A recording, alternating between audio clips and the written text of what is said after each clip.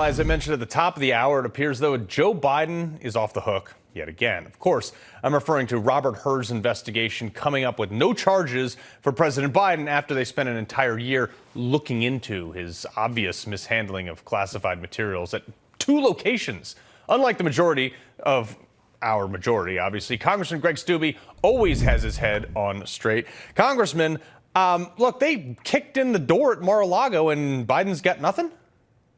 Yeah, it's amazing, isn't it? I mean, it just goes to show you every single day what we've been fighting on the Weaponization Committee and illustrates the complete weaponization of the federal government and the DOJ and the FBI. They're gonna go after Trump, not just on federal classified documents case. They're going to go after him in New York. They're going to go after him in Georgia. They're going to go after make up stuff.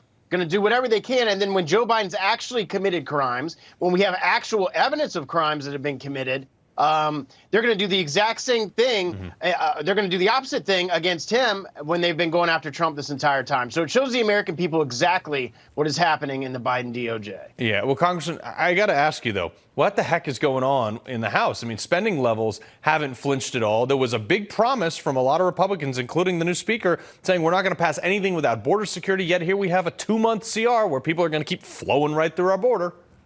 Yep, I voted against it again, and I posted right before we voted that I think this is a huge mistake.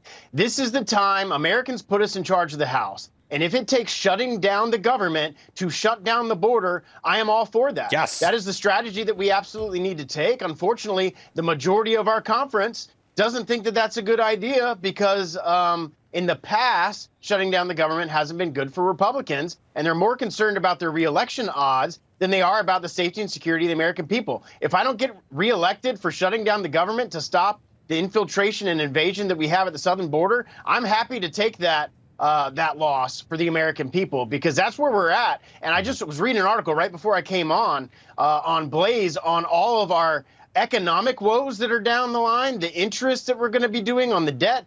Interest on the debt's now exceeded military spending. You're looking at all this cash coming due. Now China and Russia and all these other countries won't even buy our debt. So I don't know what Treasury is going to do to try to figure that out when some of this debt's coming due because we can't even make the payments. I mean, it's a really sad economic place that we're in because of the Democratic spending, and to whoever the Republicans were that joined the Democrats to vote this just blank CR spending bill, they were prolonging the exact thing that Nancy Pelosi and Chuck Schumer passed a year ago. Congressman, you brought up defense spending, and I think that is actually the perfect example of fraud, waste, and abuse. For the 6th consecutive year, the Pentagon has failed an annual audit. It's failing to account for the money it's given and how effectively the military is spending. How does this happen? This is almost $1 trillion budget, and yet they don't know where hundreds of billions of dollars are going.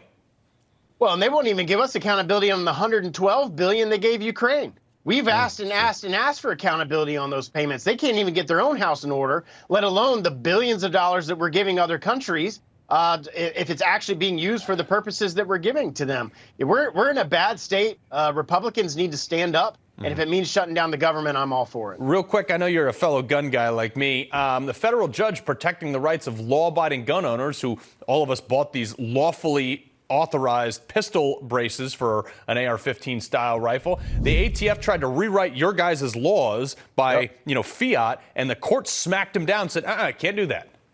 Hallelujah. Thankfully, we have Trump-appointed judges out there that are actually following the law. The Congress never passed the law to make pistol braces illegal. It's completely unconstitutional. And this administration will do anything they can to try to circumvent Congress to take your guns away. All right.